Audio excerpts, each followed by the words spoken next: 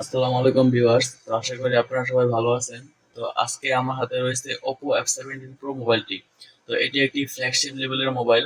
তো আজকে এই ভিডিওতে আমি দেখাবো যে OPPO F17pro এর সেটিং গুলো যেগুলো আপনাদের অনেক প্রয়োজন হবে। তো চলেন কথা না বলে শুরু করি আজকের ভিডিও। আপনি যদি আমার চ্যানেলে নতুন দর্শক হয়ে থাকেন তাহলে অবশ্যই এই লাল সাবস্ক্রাইব বাটনে ক্লিক করে সাবস্ক্রাইব করুন এবং বেল বাটনে ক্লিক করে অলে প্রেস করুন এবং একটি লাইকে প্রেস করুন এবং নিচে ক্লিক করে নাইস ভিডিও অথবা আপনার মূল্যবান কমেন্ট শেয়ার করুন। তো এইটুকু করার জন্য আপনাকে অসংখ্য ধন্যবাদ। তো সেটিং গুলো দেখানোর জন্য প্রথমে আমি চলে যাচ্ছি সেটিং এ। তো সেটিং থেকে আপনারা প্রথমে পেয়ে যাবেন উপর থেকে আপনার এখানে আপনার জিমেল অ্যাকাউন্ট অ্যাড করতে হবে এবং এখানে আপনার ফোনের এ টু জেড ইনফরমেশন পেয়ে যাবেন। তো এখানে আপনার এই পার্সোনাল ইনফরমেশন গুলো দিয়ে আপনার প্রোফাইলটা সাজিয়ে নেবেন। তো এখানে তেমন কিছু নাই। দেন নিচে রয়েছে ওয়াইফাই সেটিং। তো এখান থেকে আপনারা আপনাদের ওয়াইফাই কানেক্ট হয়ে নেবেন এবং দেখেন উপর থেকে রয়েছে কিউআর কোড স্ক্যানার। তো এখান থেকে আপনারা স্ক্যানের মাধ্যমে অন্য কারো ওয়াইফাই শেয়ার করতে পারবেন, মানে অন্য কারো ওয়াইফাই কানেক্ট করতে পারবেন। তো এটা খুবই একটা দরকারি সেটিং, অনেকে এটা খুঁজে পায় না। তো এটা দেখেন উপরে রয়েছে স্ক্যানার সেটিং। তো আপনারা যদি উপর থেকে এখানে থ্রি ডটে ক্লিক করেন তাহলে পেয়ে যাবেন অ্যাডভান্স সেটিং। তো অ্যাডভান্স সেটিং থেকে আপনারা এখান থেকে অনেকগুলো ফাংশন পেয়ে যাবেন। দেখেন এখানে রয়েছে ওয়াইফাই ডাটা ইউজ, মানে আপনি ওয়াইফাই মাধ্যমে কত জিবি ইউজ করছেন সেটা এখানে পেয়ে যাবেন এবং কোন অ্যাপে কতটুকু এমবি ইউজ করছেন সেটাও এখান থেকে পেয়ে যাবেন। দেখতেই পারতেছেন যে এখন পর্যন্ত 0.7 জিবি ডাটা ইউজ করা হয়েছে ওয়াইফাই এর মাধ্যমে। তো এরপরে রয়েছে মোবাইল নেটওয়ার্ক। তো এখানে ক্লিক করলে আপনারা দুইটা সিম পেয়ে যাবেন, যে দুটো সিম আপনার ফোনে রয়েছে। তো প্রথম সিমে ক্লিক করলাম, দেন এখানে রয়েছে সিম নেম। তো আপনারা চাইলে সিম নেম চেঞ্জ করতে পারবেন, সিমের নাম। দেন এখান থেকে রয়েছে সিম নাম্বার, এটা তেমন কিছু না। এবং এখানে রয়েছে প্রিফারেন্স নেটওয়ার্ক টাইপ। তো আপনারা এখানে ক্লিক করলে 4G 3G এবং 2G পেয়ে যাবেন। তো আপনি যদি ইন্টারনেট ইউজ না করেন তাহলে অবশ্যই এখান থেকে 2G মোড দিয়ে রাখবেন, তাহলে আপনার ফোনে ব্যাটারি সেভ হবে এবং আপনার ফোনের সিমের নেটওয়ার্কটা ভালো পাবে। কিন্তু আপনি যদি ইন্টারনেট ইউজ করেন তাহলে অবশ্যই 4G বা 3G মোডে রাখবেন। তো এটা আপনার উপর ডিপেন্ড করে আপনি কি করেন। আপনি যদি শুধু ওয়াইফাই ইউজ করেন অর্থাৎ ডাটা ইউজ না করেন তাহলে অবশ্যই 2G তে রাখবেন, তাহলে আপনার ফোনের নেটওয়ার্ক আপনার ফোনের ব্যাটারিটা অনেক সেভ হবে। তো এটা খুবই একটি গুরুত্বপূর্ণ সেটিং। দেন এখান থেকে চলে যাচ্ছি ডাটা ইউজ। তো এখানেও আপনারা আপনার ডাটার মাধ্যমে কত জিবি ইউজ করেছেন, কত এমবি, এটা এখানে পেয়ে যাবেন, মানে একটা সুন্দর হিস্ট্রি। তো এবং কোন অ্যাপে কত জিবি ইউজ করেছেন সেটাও এখান থেকে পেয়ে যাবেন। তো এখানে রয়েছে অ্যাডভান্স সেটিং। তো এখানে ক্লিক করলে আপনারা তেমন কোনো সেটিং নাই, ঠিক আছে। তো এখান থেকে বের হয়ে আসলাম। দেন এরপরে হচ্ছে ব্লুটুথ। এখানে তেমন কিছু নাই, জাস্ট ব্লুটুথ। এখানে আপনারা ব্লুটুথের মাধ্যমে বিভিন্ন ডিভাইসে কানেক্ট হতে পারবেন, অথবা সাউন্ড বক্স অথবা যে কোনো কিছুর সাথে। এবং এখানে রয়েছে ডিভাইস নেম। তো আপনারা চাইলে এখান থেকে আপনার নামও দিতে পারেন আপনার ইচ্ছা অনুযায়ী। তো এই হচ্ছে ব্লুটুথ। দেন এখানে রয়েছে কানেকশন অ্যান্ড শেয়ারিং। তো আপনারা এখান থেকে কানেকশন অ্যান্ড শেয়ারিং ক্লিক করলে এখান থেকে প্রথমে পেয়ে যাবেন এয়ারপ্লেন মোড। দেখতেই পারতেছেন এয়ারপ্লেন মোড। তো এখানে রয়েছে পার্সোনাল হটস্পট। তো এখান থেকে আপনারা হটস্পট অন করতে পারবেন।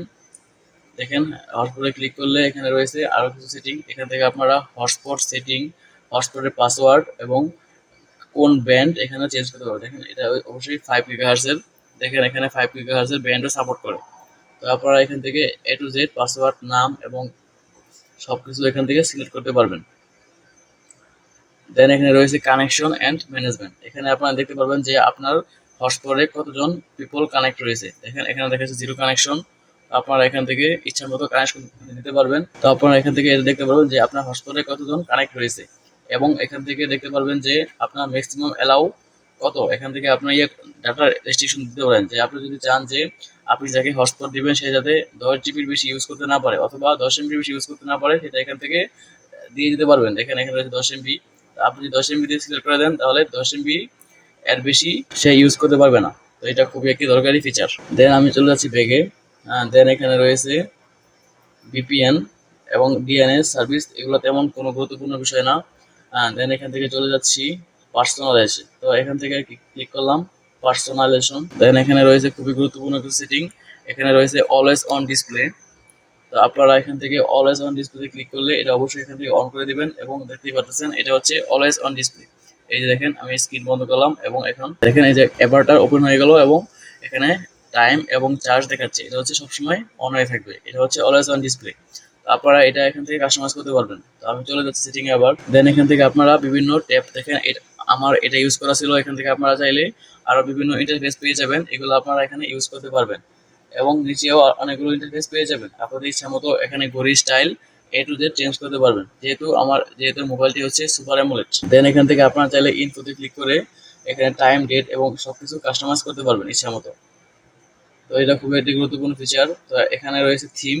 তো আপনারা এখানে বিভিন্ন থিম পেয়ে যাবেন। এখানে রয়েছে ওপেন থিম স্টোর। তো এখানে ক্লিক করলে থিমে চলে যাবে এবং ইচ্ছা মতো আপনারা বিভিন্ন থিম, ওয়ালপেপার, ফন্ট ইত্যাদি এখানে পেয়ে যাবেন। তো আপনারা এটা দেখতে পারেন যে আপনার কোন থিম পছন্দ হয়। দেখেন এখানে কত সুন্দর সুন্দর থিম রয়েছে, দেখতেই পারতেছেন। দেখেন কত সুন্দর সুন্দর থিম। তো এগুলো আপনারা আপনাদের ইচ্ছা মতো ইউজ করবেন। তো এটা আমি আর দেখাচ্ছি না। দেন এখানে রয়েছে আইকন। এখান থেকে আপনারা icon size, A to Z icon shape সবকিছু আপনারা এখান থেকে চেঞ্জ করতে পারবেন। তো এই হচ্ছে সেটিংগুলো এখানে। দেন এখানে রয়েছে কালার এবং ফন্ট অ্যান্ড ডিসপ্লে সাইজ। তো এখান থেকে আপনারা ফন্ট এবং display size A to Z change করতে পারবেন। তো এগুলো আপনারা প্রয়োজন হলে চেঞ্জ করে নিতে পারেন, এগুলো তেমন কোনো গুরুত্বপূর্ণ বিষয় না। দেন এখানে রয়েছে ফিঙ্গারপ্রিন্ট অ্যানিমেশন, অর্থাৎ আপনার ফিঙ্গারপ্রিন্ট অ্যানিমেশনটা কীরকম হবে এটা আপনারা এখান থেকে চেঞ্জ করতে পারবেন। দেখেন এখানে ক্লিক করার পরে দেখেন এই যে এটা হচ্ছে ফিঙ্গারপ্রিন্ট অ্যানিমেশন। তো আপনারা চাইলে এখান থেকে বিভিন্ন ধরনের ফিঙ্গারপ্রিন্ট অ্যানিমেশন পাবেন। দেখেন এখানে ক্লিক করলে দেখতেই পাচ্ছেন উপরে এখানে এবং অনেকগুলো অ্যানিমেশন রয়েছে। তো আপনারা চাইলে এটা চেঞ্জ করতে পারবেন, এটা দেখতে খুবই সুন্দর লাগে। তো আপনারা চাইলে এখান থেকে ফিঙ্গারপ্রিন্ট অ্যানিমেশনটা চেঞ্জ করতে পারেন। দেন পরে রয়েছে home screen and lock screen. তো এখানে আপনারা হোম স্ক্রিন এবং লক স্ক্রিনের বিভিন্ন সেটিং পেয়ে যাবেন। তো এগুলো এখানে ক্লিক করবেন। এখানে ক্লিক করে দেখেন হোম স্ক্রিন মোড, এখানে আপনারা দুইটা মোড পেয়ে যাবেন। তো এটা ডিফল্ট রাখাই ভালো। দেন এখানে রয়েছে হোম স্ক্রিন লেআউট। তো আপনারা এখানে লেআউটটাও চেঞ্জ করতে পারবেন। তো এগুলো তেমন কোনো গুরুত্বপূর্ণ বিষয় না। তো এখানে গুরুত্বপূর্ণ বিষয় হচ্ছে দেখেন ডাবল ট্যাপ টু লক। তো আপনারা জাস্ট যখন স্ক্রিন ডাবল ট্যাপ করবেন তখন এটা লক হয়ে যাবে। তো আপনারা এটা ইউজ করতে পারেন। অ্যান্ড এখানে রয়েছে অ্যাপ অ্যানিমেশন স্পিড। তো আপনারা চাইলে এটা অবশ্যই ফাস্ট করে রাখবেন, দেখতেই পারতেছেন। তো আপনারা এটা ফাস্ট করে রাখবেন অথবা আপনারা চাইলে মিডিয়ামও রাখতে পারেন। তো এটা খুবই দরকারি ফিচার। অ্যান্ড এটা রয়েছে রাইস টু ওয়েক। তো এটাও একটা গুরুত্বপূর্ণ ফিচার। যখন আপনারা যদি এই ফিচারটি অন করেন তাহলে আপনারা ফোন যখন হাতে নেবেন তাহলে অটোমেটিক ফোনটা অন হয়ে যাবে, অর্থাৎ অটোমেটিক লক স্ক্রিন মানে লাইট জ্বলে উঠবে আর কি। এটা হচ্ছে সেই ফিচার, মানে রাইস টু ওয়েক, মানে ফোন হাতে নিলেই অটোমেটিক, মানে বাটনে চাপ দেওয়া লাগবে না, অটোমেটিক কাজ করবে। এবং এখানে রয়েছে double tap to wake or turn off, মানে ডাবল ট্যাপ করলে বন্ধ হবে এবং ওপেন হবে, এটা হচ্ছে সেই সেটিং। তো আপনারা এটা ইউজ করতে পারেন। তো এখানে আর তেমন কোনো গুরুত্বপূর্ণ ফিচার নেই। তো আমি এখন চলে যাচ্ছি ব্যাগে। দেন এখানে রয়েছে হচ্ছে, তো দেখেন এখানে রয়েছে ডিসপ্লে অ্যান্ড ব্রাইটনেস। তো এখানে ক্লিক করার পর প্রথমে পেয়ে যাবেন অটো সুইচ। তো অটো সুইচ অন করলে আপনারা লাইট মোড এবং ডার্ক মোড অটোমেটিক সুইচ হবে। তো এখানে ক্লিক করলাম, দেখেন এখানে রয়েছে সানরাইজ এবং সানসেট, মানে সূর্য উদয় এবং সূর্য অস্তের সময় অটোমেটিক এটা বন্ধ হবে এবং অন হবে, ডার্ক মোড এবং লাইট মোড। তো চাইলে এখান থেকে আপনারা কাস্টমাইজও করতে পারবেন আপনাদের ইচ্ছা অনুযায়ী। তো জাস্ট এখানে ক্লিক করলে এটা দেখেন এখানে দুইটা টাইম রয়েছে, কখন শেষ করবেন এবং কখন অন করবেন, এটা এখান থেকে সেট করতে পারবেন। তো এই হচ্ছে সেটিং। অ্যান্ড রয়েছে এখানে রয়েছে ব্রাইটনেস। তো এখান থেকে আপনারা ব্রাইটনেস কন্ট্রোল করতে পারবেন। এবং এখানে রয়েছে অটো ব্রাইটনেস। তো আপনারা চাইলে অটো ব্রাইটনেসটা অন করতে পারেন, তাহলে আপনার প্রয়োজন অনুযায়ী ব্রাইটনেসটা কমবে এবং বাড়বে। তো আমি এটা ইউজ করি, এতে করে আমার সমস্যার সম্মুখীন হতে হয় না, অটোমেটিক ব্রাইটনেস আমার চোখের অনুযায়ী অ্যাডজাস্ট হয়ে যায়। তো এটা খুবই একটা দরকারি ফিচার। দেন এখান থেকে আর তেমন কোনো গুরুত্বপূর্ণ ফিচার নেই। এখানে রয়েছে অটো স্ক্রিন অফ, মানে আপনার ফোন কতক্ষণ জ্বলে থাকবে আপনি টাচ না করলেও। তো এটা অনেকটা গুরুত্বপূর্ণ ফিচার। আমরা চাই যদি আমাদের ফোন 1 মিনিট পর স্ক্রিন লক হয়, তাহলে এখান থেকে 1 মিনিট দিবেন। আপনি যদি চান যে এখানে 2 মিনিট দেওয়ার জন্য, অর্থাৎ 2 মিনিট পর্যন্ত ফোনটা জ্বলে থাকবে লক স্ক্রিনে। তো এটাও খুবই একটা দরকারি ফিচার। তো এখানে রয়েছে স্ক্রিন ডিসপ্লে।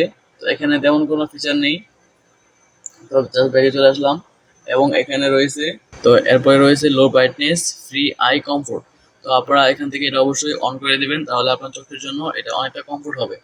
তো এই হচ্ছে আজকের সেটিং। তো আজকের ভিডিওতে আমি এইটুকু দেখাবো। তো নেক্সট ভিডিওতে বাকি সেটিংগুলো দেখানোর চেষ্টা করবো। তো যদি ভিডিওটি ভালো লাগে এবং আমরা উপকারী হয়ে থাকে অবশ্যই লাইক করবেন এবং এরকম ভিডিও পাওয়ার জন্য আমার চ্যানেলটি সাবস্ক্রাইব করে দিবেন। তো সবাইকে অসংখ্য ধন্যবাদ ভিডিওটি দেখার জন্য।